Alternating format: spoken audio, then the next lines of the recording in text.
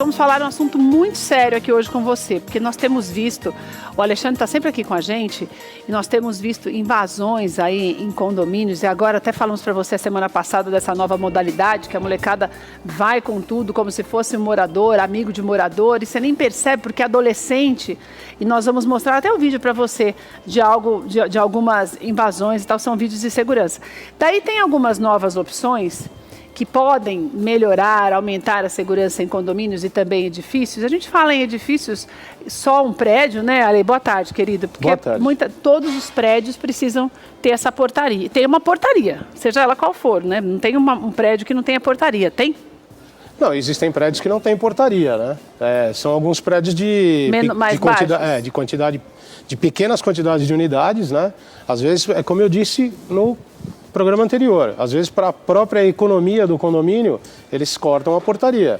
Que é uma coisa que tem que pensar bem, né, Alexandre, para fazer. Sim, tem que pensar muito bem, né? Principalmente nos dias de hoje, né? Que com esse problema que a gente tem, essas invasões aí, né? Sim. Vamos botar esse vídeo para você que está em casa só relembrar? Para você, uma câmera de segurança mesmo, para você entender melhor do que nós vamos falar, desse aumento da possibilidade do aumento de segurança.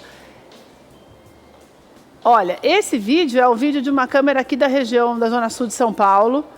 Esses meninos estão chegando e vão entrando. Olha, o morador foi entrando e eles aproveitaram para entrar. Exatamente, isso acontece bastante. E num caso como esse, significa que não tem portaria? Não, na verdade... Ou não necessariamente? Não, não necessariamente. Na verdade, algumas vezes, como o próprio morador entrou, né, o porteiro ele fica... Como eu disse, a falta de treinamento às vezes complica o porteiro. Agora, você vê, a criança entrou, o problema é que entra uma criança e entre esses meninos aí que parecem moradores, mas têm uma média de 11 anos de idade. Sim, que estão fazendo essas anos, invasões, né? Daí já saem com tudo na mão. Olha, gente do céu. Na verdade, eles são adolescentes, né? Como nós falamos no programa anterior. No programa anterior, como eles são adolescentes, eles simplesmente saem como adolescentes. Botam uma mochila nas costas e vai embora. Então, o porteiro, como eu disse, e friso, né? O treinamento do porteiro é importante. Você tem um treinamento. Na verdade, o prédio, ele tem uma concepção assim. Na entrada, eu vou barrá-lo. Na saída não, né? Na saída não, porque ele já está dentro. Agora, essa portaria eletrônica que você falou, a remota, inteligente, tem vários tipos, né? Sim. Quais são as que a gente pode falar? Porque qual é a diferença de você ter uma pessoa ali e ter, por exemplo, uma portaria remota, de controle remoto, seria, Ale? Na verdade sim, tem a biometria, né? Então vamos intitular melhor. A portaria presencial é aquela que você tem o porteiro e tudo é feito por intermédio do porteiro. Certo. E como a gente vem batendo diversas vezes, o treinamento do porteiro nem sempre é o correto, né? Tá. Muitas vezes ele faz um cursinho pequenininho, como nós já falamos, e vira porteiro. Então ele não tem a expertise da coisa. O que a portaria inteligente, portaria remota, portaria virtual, o título, na verdade, quem dá é quem presta o serviço. Entendi. Portaria remota e portaria virtual é a mesma coisa. Tá. Portaria remota, para a gente simplificar a coisa. Portaria remota é um interfone, você vai tocar o interfone, vai atender uma pessoa, um atendente pode estar 2 km, como pode estar 50, 100 km de distância. Pode ser tipo uma central. É uma central, exatamente. A central é que atende. Exatamente. Mas nessa central tem a visão toda ali do prédio, de quem está vendo a pessoa que está falando com ela, é isso? Sim, a partir do momento que você toca o interfone, né, na central, abre uma tela grande e tem 4 câmeras orientadas por 4 câmeras. As câmeras você tem uma câmera do lado de fora, onde você está visualizando quem está tocando o interfone. Então, eu atendo, pois não. Eu queria falar no apartamento X.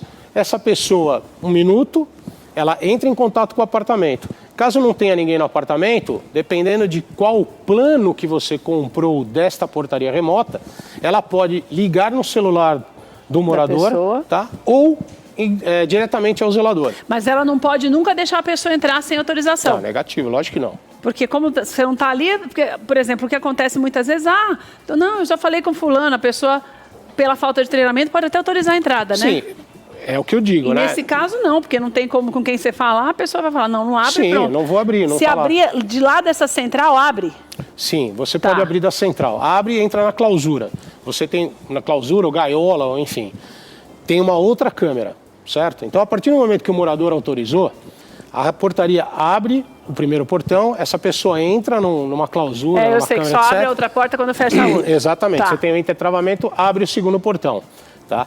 Alguns modelos de portaria remota também têm o controle da porta do hall. A porta de acesso do hall também é trancada, mas isso é contratado à parte. Tá? No contexto geral, ou então no primeiro plano, essa porta do hall ela ficaria teoricamente aberta 24 horas. Ela não tem o fechamento. Mas vamos dizer que você contratou, então tem o fechamento, você tem uma terceira câmera.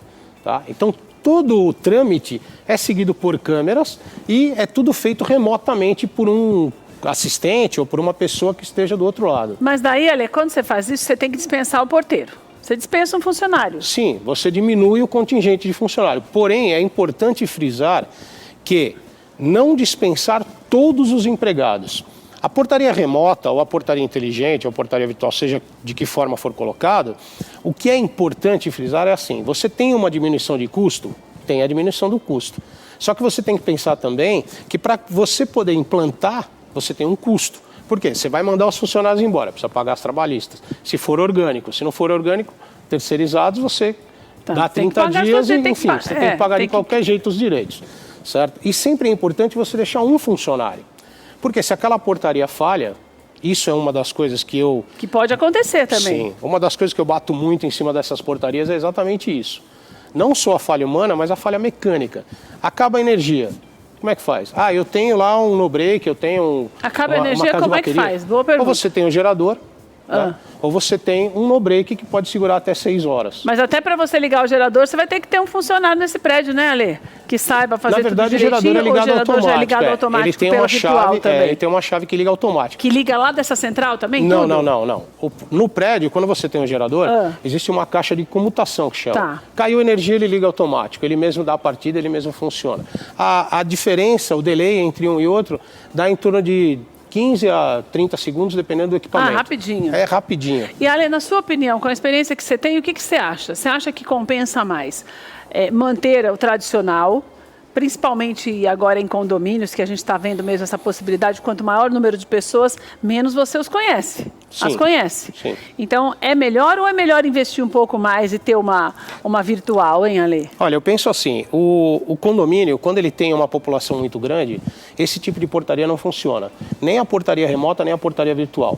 O ideal para você ter esse tipo de portaria é até, no máximo, 60 unidades.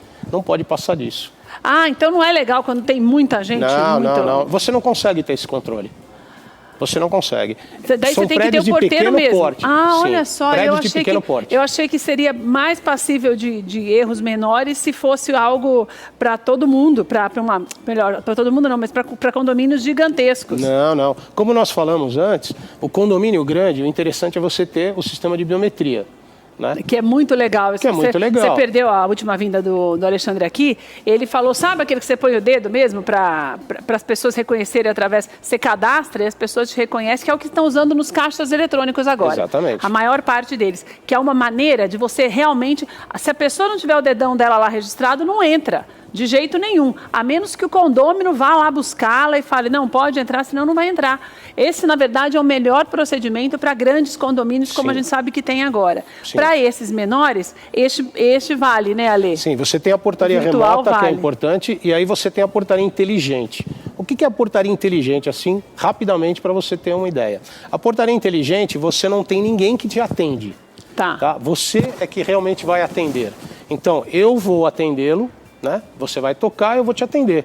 Oi, tudo bem? Tudo bem e tal. Pô, pode abrir para mim? Lógico, vou te abrir. Se for um prestador de serviço, ele vai conversar e tal. Como é que funciona? No teu apartamento você tem uma telinha que fica ao lado do teu interfone. Essa telinha também tem 4 câmeras. No trabalho que é feito pela remota de abrir um portão, abrir outro portão, quem vai abrir é você. Olha só, isso é legal também, Ale. Quais as diferenças aí? Aí eu te explico as diferenças básicas e rápidas. Primeira diferença, na primeira portaria, que seria a portaria remota, você tem quem atende. E tem quem faz esse trabalho de fluxo para você. Só que na saída, você é obrigado a descer, porque ela não faz o fluxo contrário. A remota só faz a entrada, não faz a saída. Na virtual, você vai vê-lo pela tela, vai abrir o primeiro portão, vai abrir o segundo, enfim, o teu visitante vai entrar. Na hora de sair, se você não quiser descer, você pode fazer o trâmite contrário, né? Eu acho que daí esse fica um pouco mais caro, né? Não, o mais caro é a remota. Por conta da central. Você tem que pagar mensalmente um valor, né? Daí lembrando que vale para aquelas lá, como você falou, né? Que tem 3, 4 andares, apartamentos de 3, 4 andares, pequenos, né? Sim, Com 2, 3 por pequenas. andar. Sim, sim. Caso contrário, é melhor ter alguém ali mesmo, né? Ali nas maiores, né? Sim, e como Mas eu alguém sempre treinado, friso, né? gente. É como o Alexandre fala. Você tem que ter profissionais capacitados, buscar uma empresa idônea, contratar pelas empresas, porque a responsabilidade das empresas, aliás, a responsabilidade recai sobre a empresa, daí você tem uma segurança maior, porque ninguém quer ter problema, né, Ale? Sem dúvida, né? E a gente já está tendo problema, mas você já tem visto uma falha causa uma lambança geral, porque eles vão passando em todos. E até tem um problema sério, que muitos moradores deixam a porta do apartamento aberta, né, Ale? Sim. Sabe que uma coisa que é interessante? Passou essa semana agora, nós tivemos a imagem de um morador que ele saiu, tá? E ele largou o portão encostado. O portão não percebeu, meu Deus? Não sei se percebeu ou não. Tinha 2 pessoas, 2 garotos que já estavam dialogando com o porteiro para entrar. Na hora que ele deixou o portão semi-aberto, o rapaz entrou.